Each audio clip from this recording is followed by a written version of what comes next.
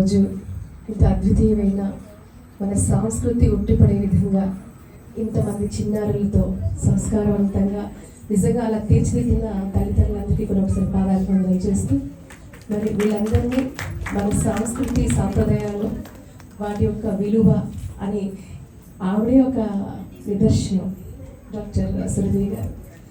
మరి అలాంటి గురువుల ఆధ్వర్యంలో అనేక మంది భావి భారత పౌరులను ఆడపిల్లలను మగపిల్లలను తయారు చేస్తున్నందుకు ముందు మీకు సభాముఖంగా నిజంగా పాదాభివందనం చేస్తూ ఇందాక మరి మీరు మీ సార్ గురించి కూడా చెప్పారు. చాలా అద్భుతం అది. అంతమంది ప్రభుత్వ పాఠశాల పిల్లల్ని వాళ్ళ జీవితం నుంచి నిజంగా వారి ఉజ్వల భవిష్యత్తుకు మీరు వారధిగా ఉన్నందుకు మీకు కూడా సభాముఖంగా నిజంగా నమస్సులు. మనం చెప్తూ ఉంటారు,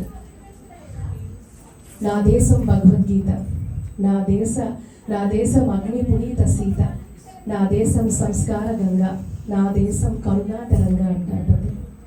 అలాగా మన దేశం గురించి మాట్లాడితే ఎవరైనా పరవశించాల్సింది. అలాంటి పుణ్య దేశంలో పుట్టినందుకు మనం అందరం ధన్యులం. మరీ ముఖ్యంగా ఒక జనరేషన్ గ్యాప్ ఈ మధ్యలో వస్తుంది. ఇందాక సురభి గారు చెప్తున్నట్టుగా ఈ తరం వాళ్ళు అసలు ముందు మనకు అర్థమైతే మన పిల్లలకి ఎవరో చెప్తాం.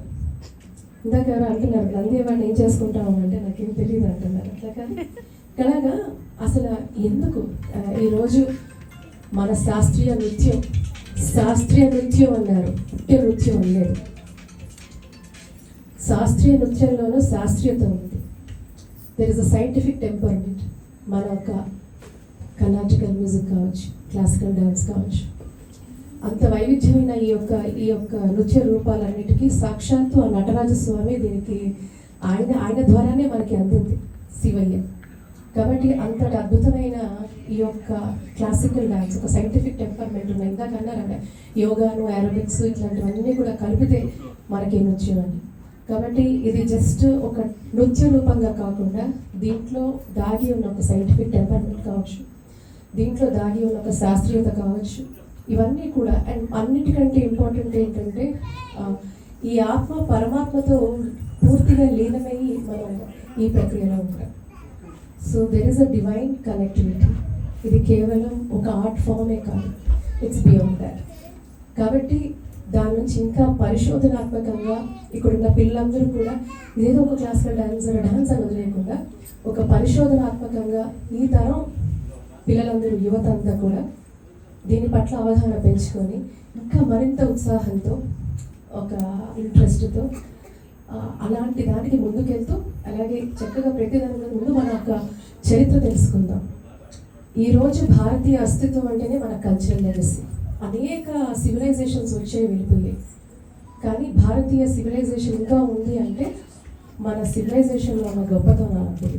కాబట్టి దాని యొక్క మహత్వం, దాని యొక్క ఇంపార్టెన్స్ తెలుసుకొని మీరందరూ కూడా దర్శకుంటారని, దట్స్ హౌ. అంటే ఎప్పుడైతే మనకు అర్థమవుతుందో అప్పుడే మనం నిజంగా దాన్ని ఆచరించవచ్చు. కాబట్టి ఇది కేవలం ఇది కాకుండా, కాబట్టి ఉట్టి పుస్తకం చదువులే కాకుండా ఒక పరిశోధనాత్మకంగా అటువంటి యాటిట్యూడ్తో మీరందరూ ఉంటారని. కాబట్టి బియాండ్ దిస్. కాబట్టి ఇందాక అన్నారు అదొక మహాసముద్రం, దానికి ఆన్సర్స్ లేవని.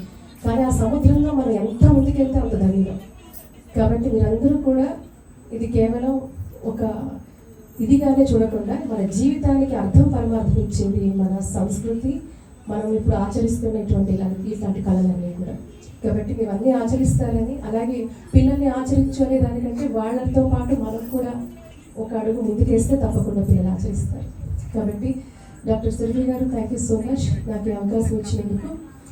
మీ అందరికీ కూడా, పిల్లలందరికీ కూడా మనస్ఫూర్తిగా ఆశీస్సులు.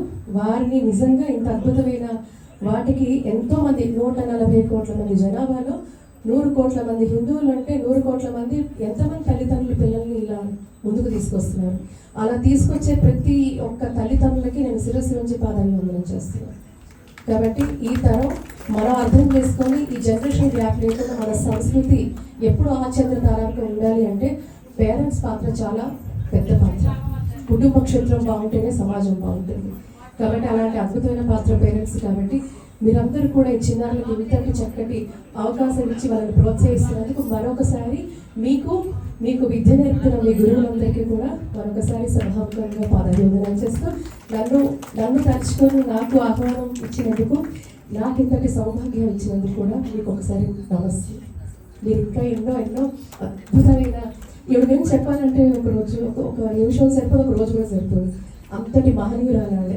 కాబట్టి అలాంటి ఆవిడ ఇంత చేస్తున్నారంటే ఒక మాతృశక్తి ఈవిడ. కాబట్టి మీరు ఇంకా ఎన్నో చేయాలి.